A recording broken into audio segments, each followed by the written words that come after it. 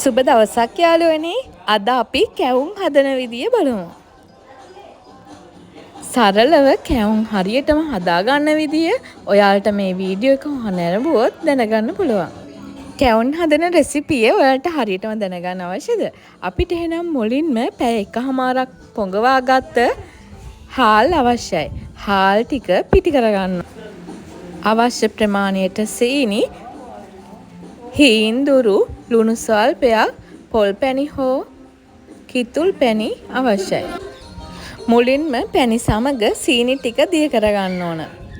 මං නම් එදා යොදාගත්තේ පොල් පැණි.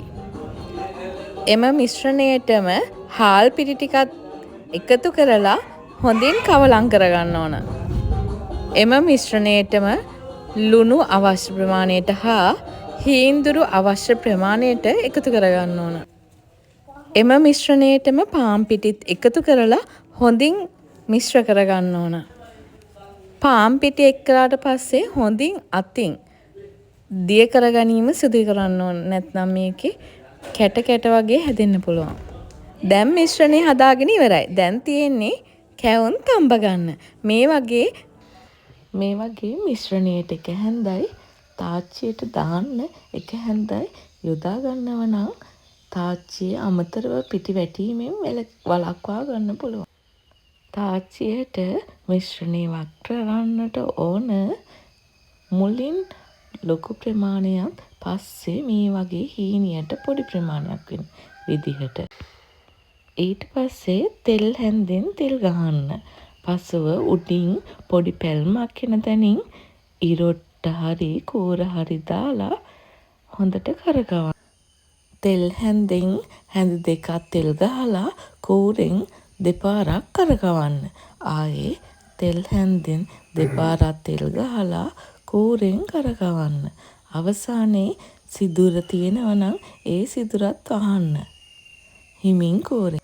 ඊට පස්සේ මේ විදිහට කැවුම ඇල කරලා දෙපැත්ත තද කර හැන්දෙන් පිටුපස්සට හොඳින් තෙල් ගහන්න. එතකොට තමයි කැවුම් ගෙඩියේ යටිපැත්ත පිම්බිලා ඇවිල්ලා වගේ පේන්න තියෙන්නේ. ගානට ගින්දර තියාගන්නත් අමතක කරන්න එපා. දැන් ඉතින් අපි කැවුම් හදලා ඉවරයි. ඔයාලට ඒ කැවුම් විශේෂ අවස්ථාවන්ට, අවුරුදු මේසයන්ට, නෑදෑයන්ට ගෙනියන්න තියාගන්න. ඔයාලට ප්‍රශ්නයක් ගැටලුවක් ඇති වුණොත් කමෙන්ට් එකකින් අපිට යොමු කරන්නකෝ. අනිවාර්යෙන්ම පිළිතුරු දෙන්න.